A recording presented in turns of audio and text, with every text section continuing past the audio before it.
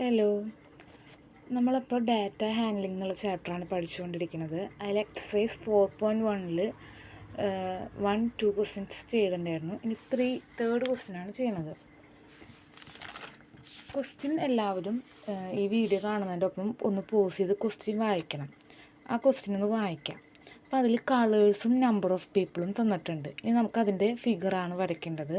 നമ്മൾ അതിനെ കളേഴ്സും നമ്പർ ഓഫ് പീപ്പിളും തന്നിട്ടുണ്ട്. ടോട്ടൽ നമ്പർ കണ്ടുപിടിക്കുക, എന്നിട്ട് ഫ്രാക്ഷൻ ആക്കുക. അപ്പോൾ 18/36, 9/36, 6/36, 3/36 ഇങ്ങനത്തെ ക്വസ്റ്റ്യൻസ് നമ്മൾ മോഡൽ ചെയ്തായിരുന്നു. അപ്പോൾ ഇതെല്ലാവർക്കും ചെയ്യാൻ കിട്ടുമെന്ന് ഞാൻ വിചാരിക്കണം. അതിന് ശേഷം നമ്മൾ ആംഗിളിലേക്ക് കൺവേർട്ട് ചെയ്യാം.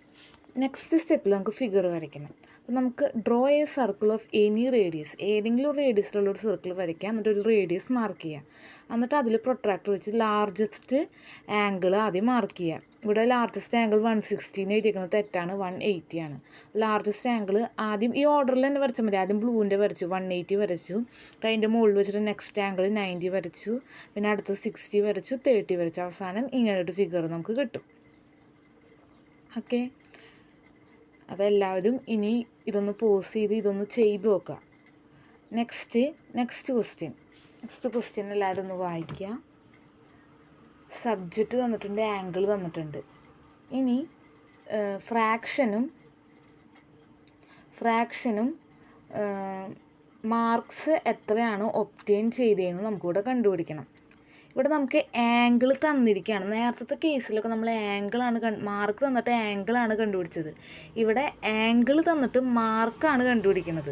ഓക്കെ, അപ്പോൾ നമ്മുടെ മറ്റേ ഫോർമുലയില്ലേ, അതായത് mark divided by total mark into 100 ചെയ്യുമ്പോഴാണ് എന്ത് കിട്ടുക?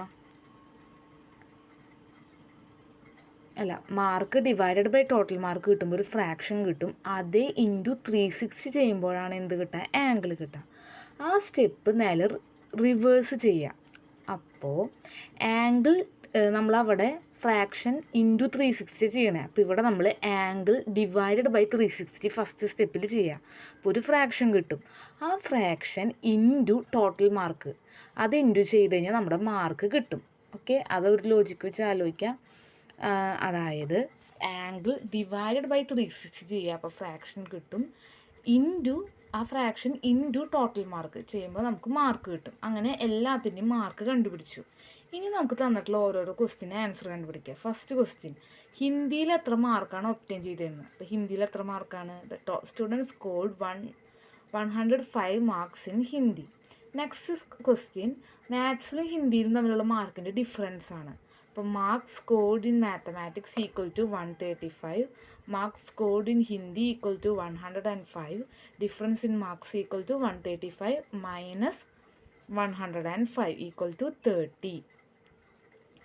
നെക്സ്റ്റ്, സോഷ്യൽ സയൻസിലും മാത്സിലും ഉള്ള മാർക്ക്, അതുപോലെ സയൻസിലും ഹിന്ദിയിലുള്ള മാർക്ക്, ഇതിന് രണ്ടിൻ്റെ സമ്മ് കണ്ടുപിടിക്കുക. അതിൽ ഏത് സമ്മാണ് ഗ്രേറ്റർ അതാണ് കണ്ടുപിടിക്കേണ്ടത്.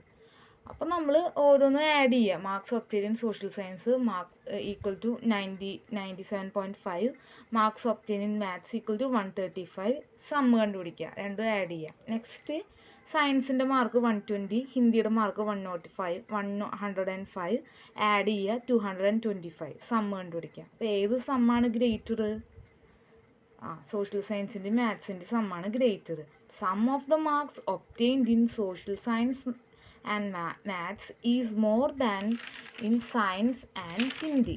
Okay, next question, ലാംഗ്വേജ് തന്നിട്ടുണ്ട്, നമ്പർ ഓഫ് സ്റ്റുഡൻസ് തന്നിട്ടുണ്ട്. അപ്പം നമ്മൾ ഫസ്റ്റ് ക്വസ്റ്റ്യൻ ചെയ്ത പോലെ തന്നെ ഫ്രാക്ഷനിലേക്ക് കൺവേർട്ട് ചെയ്യുക. നെക്സ്റ്റ് ഫ്രാക്ഷൻ അങ്ങനെ കൺവേർട്ട് ചെയ്യും, number of students divided by total. Next അതേ ഇൻറ്റു ആംഗിൾ കണ്ടുപിടിക്കുക, അതേ ഇൻറ്റു 360 ചെയ്യുമ്പോൾ ആംഗിൾ കിട്ടും, എന്നിട്ട് ഫിഗർ വരയ്ക്കാം.